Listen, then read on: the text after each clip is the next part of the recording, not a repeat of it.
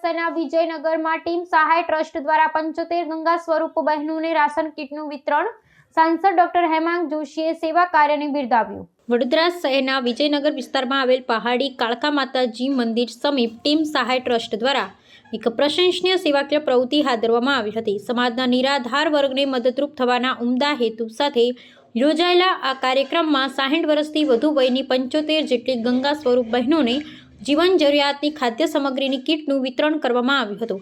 જયેશ મિસ્ત્રીના નેતૃત્વ હેઠળ આયોજિત આ કાર્યક્રમ દ્વારા સામાજિક ઉત્તરદાયિત્વનું ઉત્તમ ઉદાહરણ પૂરું પાડવામાં આવ્યું હતું। આ સેવા યજ્ઞમાં વડોદરા લોકસભા બેઠકના સાંસદ અને પ્રદેશ યુવા મોરચાના અધ્યક્ષ ડોક્ટર હેમાંગ જોશી મુખ્ય અતિથિ તરીકે વિશેષ ઉપસ્થિત રહ્યા હતા।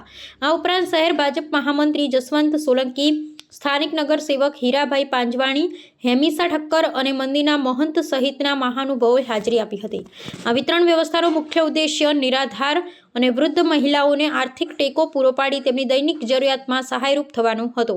કાર્યક્રમને સંબોધતા સાંસદ ડોક્ટર હેમાંગ જોશીએ ટ્રસ્ટની નિરંતર ચાલતી કામગીરીને બિરદાવી હતી અને જણાવ્યું હતું કે આવા માનવ સેવાના કાર્યો સમગ્ર સમાજ માટે પ્રેરણારૂપ છે, જેમાં યુવા પેઢીએ પણ સક્રિયપણે જોડાવવું જોઈએ। ઉપસ્થિત અતિથિઓના હસ્તે અત્યંત સન્માનપૂર્વક લાભાર્થી બહેનોને કીટ અર્પણ કરી તેમના સ્વાસ્થ્ય માટે શુભકામનાઓ પાઠવવામાં આવી હતી। આ સમગ્ર આયોજન દરમિયાન સેવા અને સંવેદનાસભર વાતાવરણ જોવા મળ્યું હતું। મારા મિત્ર અને યુવાન કાર્યકર્તા એવા ભાઈ શ્રી જયેશભાઈ મિસ્ત્રી અને એમની સમગ્ર ટીમ સહાય દ્વારા કે જે દર મહિને અવિરત કોઈના કોઈ રૂપે સેવા કાર્ય કરતા હોય છે। ઘણીવાર બ્લડ ડોનેશન કેમ્પ હોય, મેડિકલ ચેકઅપ કેમ્પ હોય કે પછી આ જ રીતે જે સહાયની જે કીટ હોય એનું વિતરણ હોય અને તેઓ અવિરત એવો પ્રયત્ન કરે કે હું જો વડોદરામાં હાજર હોઉં તો હું એમના કાર્યક્રમમાં આવું। અત્યાર સુધીમાં એવું થયું કે 2 વાર મેં કમિટમેન્ટ આપ્યું છતાં પણ કોઈને કોઈ એકવાર બેઠક આવી ગઈ હતી ને એકવાર આપણા પ્રદેશના નેતૃત્વનો પ્રવાસ આવી ગયો, એના કારણે હું આ એમના કાર્યક્રમમાં આવી ના શક્યો।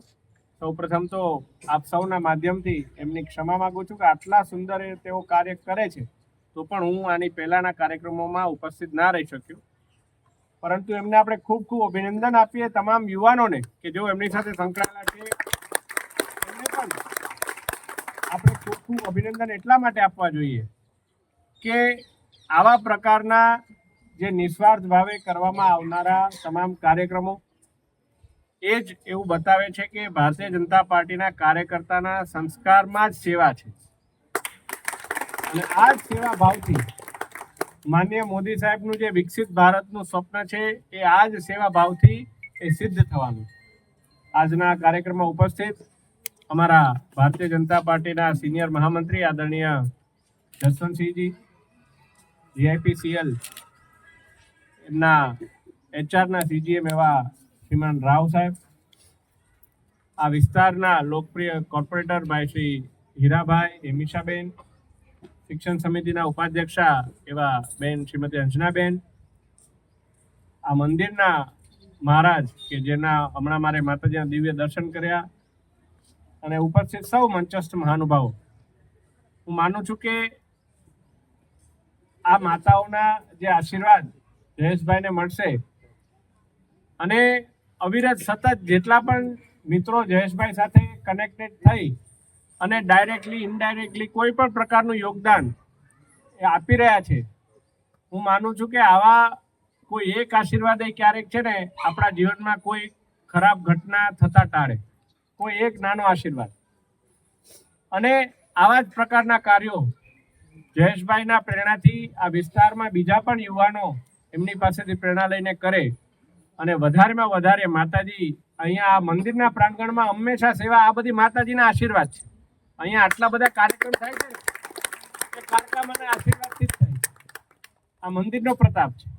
એટલે માતાજી આપ સૌના જીવનમાં આપણે બીજા 10 લોકોને મદદ કરી શકીએ એવી સશક્ત શક્તિ આપે એટલી માતાજીને પ્રાર્થના કરી હું મારી વાણીને વિરામ આપું છું। ભારત માતા કી જય।